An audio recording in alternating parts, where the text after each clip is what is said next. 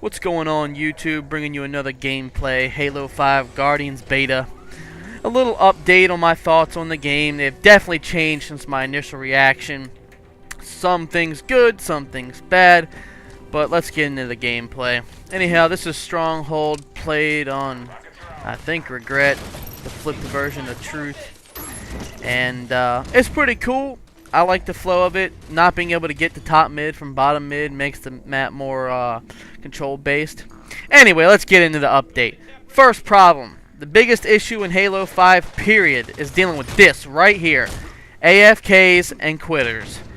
I played 5 matches today. 4 of them had a quitter in it, whether it be on my team or the other team.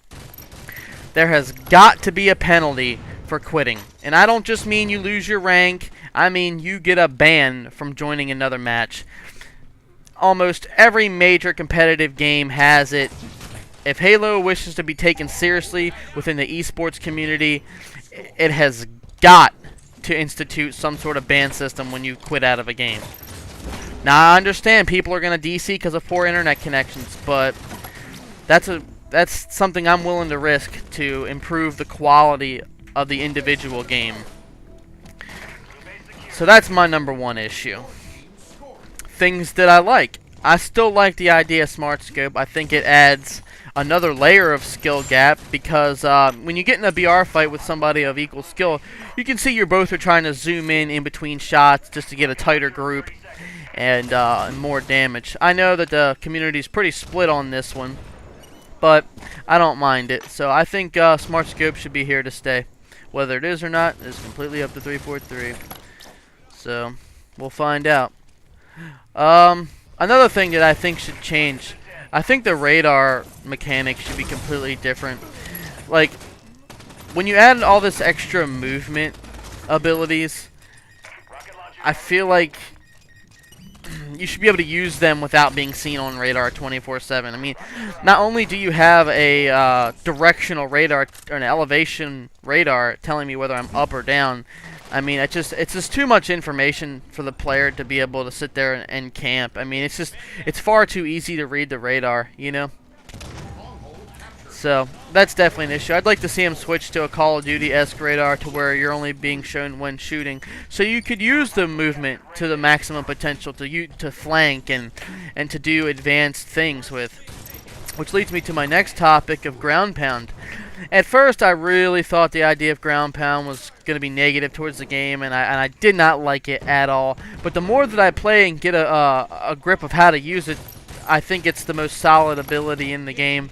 Not only can you use it for offensive attacks, flanking someone from below, you can use it to get around the map a little bit quicker. As you see, I'm getting shot from top middle, so I boost behind cover, which normally I wouldn't be able to do if I was just floating in the air. But then the radar allows me to camp. Here I go trying to pull some tricky stuff, but doesn't go my way. But just ways you can use ground and pound. I think the innovators of the game are really going to open people's eyes once they start to see what can be done with ground and pound. For instance, a couple of matches ago, I was playing a guy, and he was running at me with a sword, and I ground and pounded it right at him, and it actually killed him before he could kill me with the sword. So, definitely interested to see what happens with ground pound, and really looking forward to watching some pros use it and see what kind of ideas they come up with. Another way you can use ground and pound, for instance, say you're about to jump into blue 2 from top middle into a base, and you use the ground and pound to stall your fall. So, say you're about to jump into a base, the first thing the people in the base are going to do are throw grenades at that entrance. Well, you can then use ground and pound to stall your entrance into that base, thus, you know, getting rid of their grenades and allowing you to enter the base. The rocket launcher. Rocket launcher is pretty cool. Definitely an interesting design. Comes out a little slow. Kind of hard to kill people if they're on the move with it, but I think that's a good thing. They're making the power weapons use a little bit more skill now. For instance, with the Hydra, if you wanted to use it obviously it had the lock-on feature, but if you used it unlocked on, you could you had to lead your shots. You know, it almost reminded me of a Quake 3 rocket launcher. Or a Quake rocket launcher to where you had to lead them and stuff. It was really enjoyable. I thought it was really rewarding to get kills. Right there, I think I get a direct hit on 2 guys or something. I don't know. Either way, it was pretty cool. But the rocket launcher is definitely pretty neat. I'm feeling that. I like the power weapons so far. The sniper is a little inconsistent. I've definitely seen some stuff where you'll have it on him and it won't kill him, and then you won't have it on him and it will kill him. Obviously, I know that they want the big ooh-ah moments at the events with the sniper. And, you know, that's part of the business, I guess, when you're trying to break into the esports. And there are a lot of features that are built in for esports. The spectator mode is great. Here's where I use that to avoid going into the base, but no one throws a grenade. But I expect when playing higher level players that will be the case.